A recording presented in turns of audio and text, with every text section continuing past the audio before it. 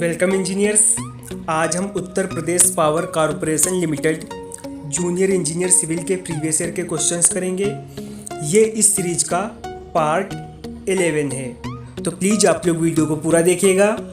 ये क्वेश्चंस आपके SSC JE, UP triple SC JE, UP Jal Nigam JE व मेट्रो जेई के लिए मोस्ट इम्पोर्टेंट हैं। आपका पहला क्वेश्चन सर्वे इंजीनियरिंग से है। ऑप्टिकल स्क्वायर में दो प्लेन ग्लास को जो है किस एंगल पर लगाया जाता है? ऑप्शंस आपको दे रखे हैं। 90 डिग्री पर लगाया जाता है, 30 डिग्री पर लगाया जाता है, 45 पे या फिर 60 पे। आपका ऑप्शन सी राइट रहेगा, 45 डिग्री पर लगाया जाता है। नेक्स्ट क्वेश्चन है, in surveyor compass the graduated ring is attached to the. यहाँ पर आपसे पूछा है कि आपके सर्वेयर कंपास में ग्रेजुएटेड रिंग जो है वो किसके साथ जुड़ी रहती है। आपको ऑप्शन दे रखे, बॉक्स के साथ, निडल के साथ, साइट वेन के साथ या फिर ज्वेल बियरिंग के साथ। तो वो जुड़ी रहती है बॉक्स के साथ। ऑप्शन ए आपका राइट रहेगा। अगला क्वेश्चन है, the various treatment process in a water treatment plant are listed below. आपके एक वाटर ट्रीटमेंट प्लांट में वेरियस ट्रीटमेंट की प्रोसेस को जो है नीचे लिस्टेड किया है कि इनका करंट जो है सीक्वेंस क्या होगा। आपको ऑप्शंस में दे रखा है फिल्ट्रेशन, क्लोरीनेशन, सेडिमेंटेशन, कोगुलेशन या फिर फ्लोकुलेशन। तो यहाँ पर आपका करेक्ट सीक्वेंस होगा, सबसे पहले पे आपका रहेगा कोगुलेशन, सेकंड पे फ्लोकुलेशन, तीसरे पे सेडिमेंटेशन करेंगे, फिर क्लोरीनेशन, फिर फिल्ट्रेशन। अगला क्वेश्चन है, कोगुलेंट जैसे कि एलम, जिसे फिटकरी भी कहते हैं, के यूज से होता है। ऑप्शंस आपको दे रखे हैं। पानी के पीएच मान में कमी या वृद्धि होती है, या फिर पानी के पीएच मान में कमी होती है, या पीएच मान में कोई भी बदलाव नहीं आता है, या फिर वृद्धि होती है। आपका ऑप्शन ए राइट रहेगा। नेक्स्ट क्वेश्चन है, as compare to high rate filter standard rate required dash land area. यहाँ पर आपसे पूछा है कि आपके हाई रेट फिल्टर की कंपेयर में स्टैंडर्ड को जो है लैंड एरिया की रिक्वायरमेंट होती है, ज़्यादा होती है, कम होती है, इक्वल होती है या फिर नहीं होती है। आपका ऑप्शन ए जो है वो राइट रहेगा, ज़्यादा होती है। अगला क्वेश्चन है, which of the following methods of analysis of water distribution system is most suitable for long and narrow pipe systems। यहाँ पर आपसे पूछा है आपके जल वितरण प्रणाली में कौन सी विधि जो है लंबी और सक्रिय पाइप व्यवस्था के लिए सबसे अच्छी रहती है। आपको ऑप्शंस दे, circle method, equivalent pipe method, Hardy cross method या फिर इलेक्ट्रिकल एनालिसिस मेथड। आपका ऑप्शन सी राइट रहेगा।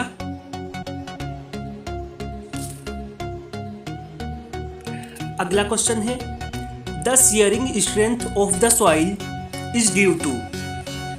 यहाँ पर आपसे पूछा है कि सॉइल की जो शियरिंग स्ट्रेंथ होती है वो किसके कारण होती है। आपको ऑप्शंस दे रखे हैं, कोहेजन के कारण, स्ट्रक्चरल रेजिस्टेंस के कारण या फिर इंटरनल फ्रिक्शन के कारण। सॉइल की शियरिंग स्ट्रेंथ जो होती है वो आपको दिए गए ऑप्शन में से कोई नहीं। ऑप्शन डी आपका राइट रहेगा। अगला क्वेश्चन है, what is the tendency of sand to expand by applying the shearing load called. यहाँ पर आपसे पूछा है कि आपके शियरिंग लोड लगने पर रेत के विस्तार की जो प्रवृत्ति होती है उसको क्या कहते हैं? ऑप्शंस आपको दे रखे हैं। थिक्सोट्रोपी कहते हैं, डिग्री ऑफ सेंसिटिविटी कहते हैं, डायलेटेंसी कहते हैं, या फिर रिमोल्डिंग लॉस कहते हैं। तो इसे कहते हैं डायलेटेंसी। ऑप्शन सी आपका राइट रहेगा। अगला क्वेश्चन है, due to excessive pressure of the retained soil the retaining wall will tend to move. यहाँ पर आपसे पूछा है कि सॉइल के ज़्यादा दबाव के कारण रिटेनिंग वॉल जो है वो कहाँ जाना चाहेगी।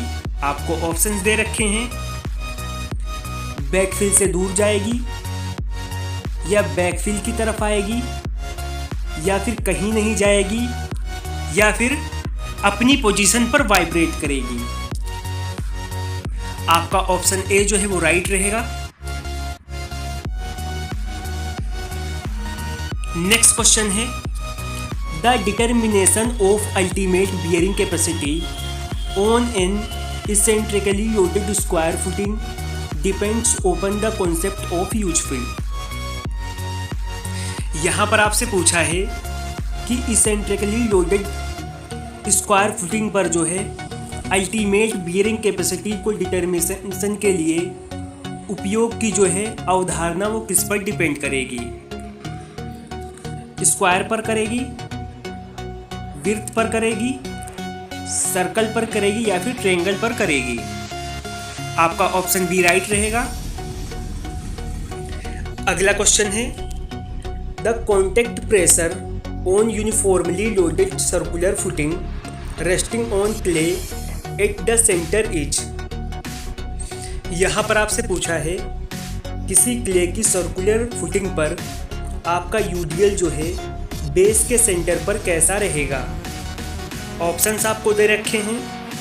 साइनोसोइडल रहेगा, इक्वल रहेगा, मैक्सिमम रहेगा, या फिर मिनिमम रहेगा? तो आपका ऑप्शन डी राइट रहेगा, ये रहेगा मिनिमम।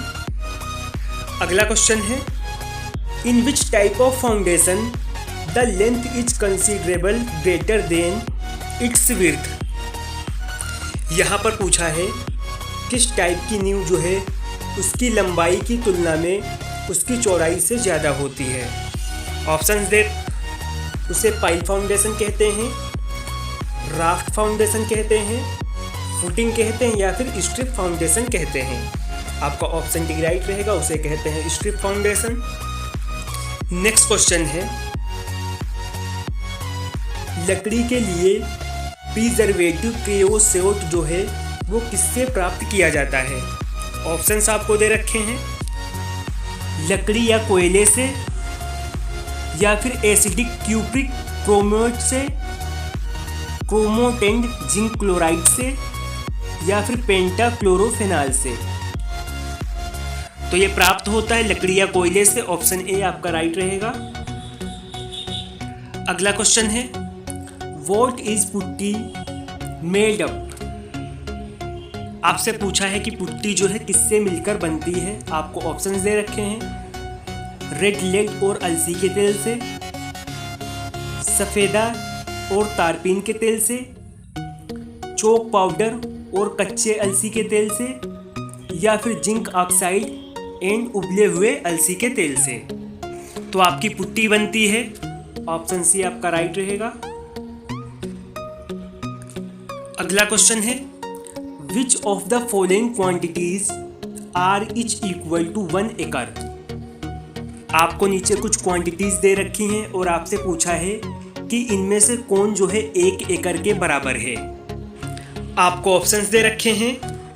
43,560 स्क्वायर फीट के बराबर होती है, या फिर 40 गैंग्स के बराबर होती है, 10 स्क्वायर गंटर चेन के बराबर होती है, या फिर 450 स्क्वायर यार्ड के बराबर होती है? आपके ऑप्शन ए, सी और डी राइट रहेंगे।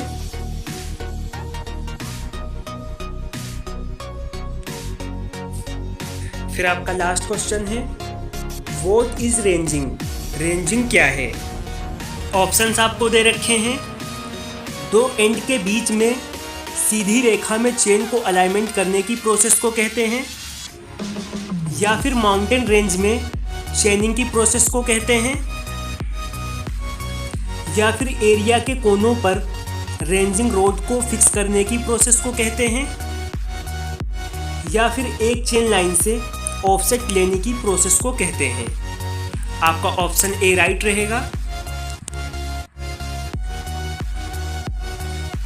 तो आज हमने यूबीपीसीएल जेईई सिविल इंजीनियरिंग के प्रीवियस का पार्ट जो 11 कंप्लीट कर लिया है। अगर जो आपको वीडियो पसंद है तो वीडियो को लाइक करें।